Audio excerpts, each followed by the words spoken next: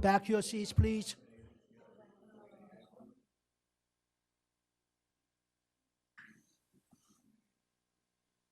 We all need to get back to our respective homes and other meetings in the evening, so let's get this done. If you could open up your attachment, board members. Open up your attachment. This timeline you see, timeline for discussion on potential redesign of board standing and advisory committees. This is a unanimous proposal recommendation from a governance committee that if the board decides to do anything with our current standing committees and advisory committees, this is the timeline that governance committee is recommending for the board to follow. Take a look. We're not discussing on the merits of a redesign, potential redesign of advisory committees or standing committees. That we will basically wait until February school board retreat to start having some discussions.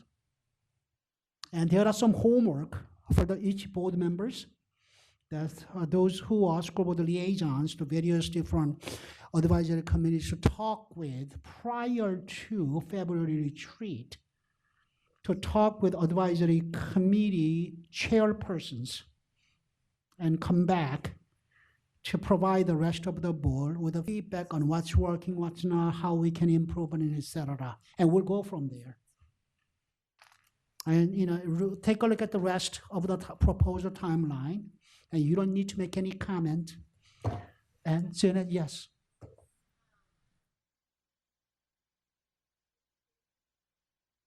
Both. This on both. This is on both. And again, governance committee does not have any recommendation on actual redesigning itself. This is just timeline for discussion.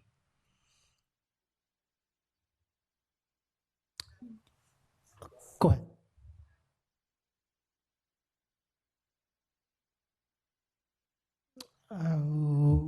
Okay, I can hold on a second. Is there any other questions or comment before we? Yes.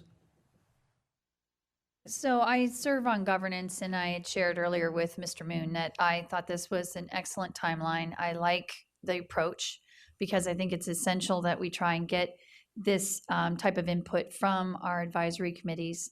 And I will just share with my colleagues that as you're talking with your advisory committee chairpersons, I hope you'll also talk with them about, in terms of what works and what doesn't work, size. I mean, we know what it's like for 12 people to have meaningful dialogue, and many of our advisory committees are 30 to 35 or more.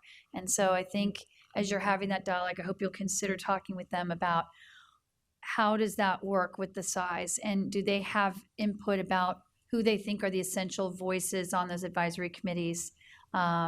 And hopefully that'll also help us with making some decisions as a board. And I'm very thankful to Mr. Moon, who drafted this timeline. I think it's very reasonable, and I think that the process he's laid out is also one that will help make the board's conversation with each other very meaningful. Okay, Mr. Wilson.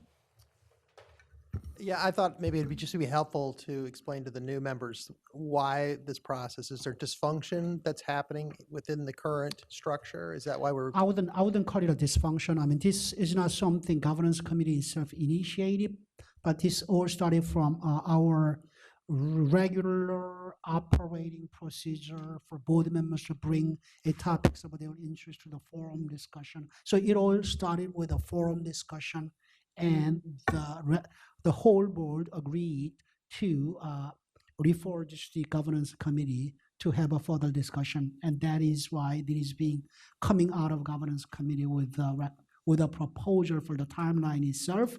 I would not characterize our current working of advisory committees or standing committees as dysfunction, but we are all constantly seeking improvement. I'll let Ms. Hines, didn't you have your hand up? All right, well, briefly, just to Mr. Wilson's question, having served on governance for a few years now, and this came up early on in my prior term. The concern from some of our veteran advisory committee members was that they are very large. And so oftentimes with the time investment that advisory committee members have, they've started to become concerned about the effectiveness and the manageability of them. And then staff have also talked about that it generates a lot of work for Dr. Garza's administration. And so I think we're looking at ways, as Mr. Moon pointed out, how could we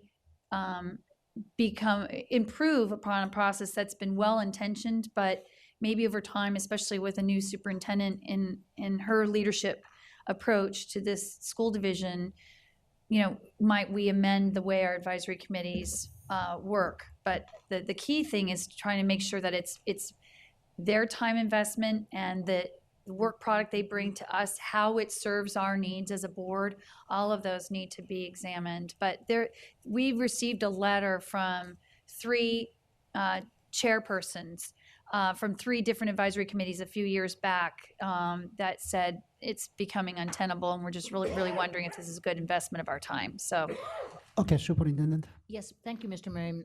Susan Quinn just notified me and let me know that they just got a request from the County Board of Supervisors they're having an important budget discussion on February the 26th. They would like to have the superintendent come and present the budget on the 26th of February prior to advertising the tax rate on March 1st. Last year was the first year that they've asked the superintendent to come in February prior to the advertisement of the tax rate. And I think they had actually asked at the last minute last year. So now they're asking us a month and a half in advance. So it could be just technical, Mr. Moon, because I believe we have the 26th is a Friday, the 27th is a Saturday, and I think we also have the 27th on our schedule for the retreat. Yeah, we usually hold, day and a half for the retreat. I think that's basically when we said 26th, we are referring to that weekend. So it may not be, still may not be a Correct. problem. It could be just on the next day. Okay, thank you. All right. Yes.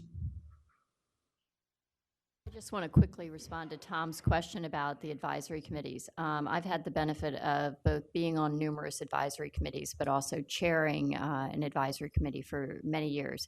And in that role, what we found was that you want to make sure that an advisory committee has real and meaningful work, and that there is a meaningful byproduct from the advisory committee that actually is useful to the school system and to the school board.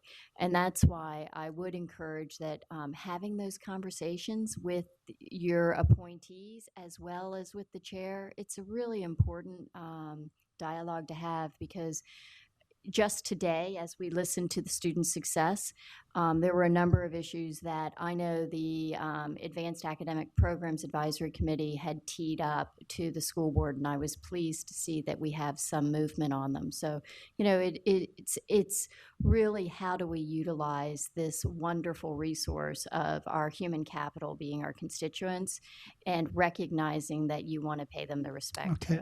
doing that. Okay, thank you. I know that, especially newly elected, board members will have an opportunity to attend your respective advisory committees during the month of January and also February, and talk with, I know probably appointees are not necessarily your own personal nominees, but you can talk to supposedly your appointees and also chairpersons, and talk to any other people serving on those committees, and come back to the retreat in February, and let's share the feedback.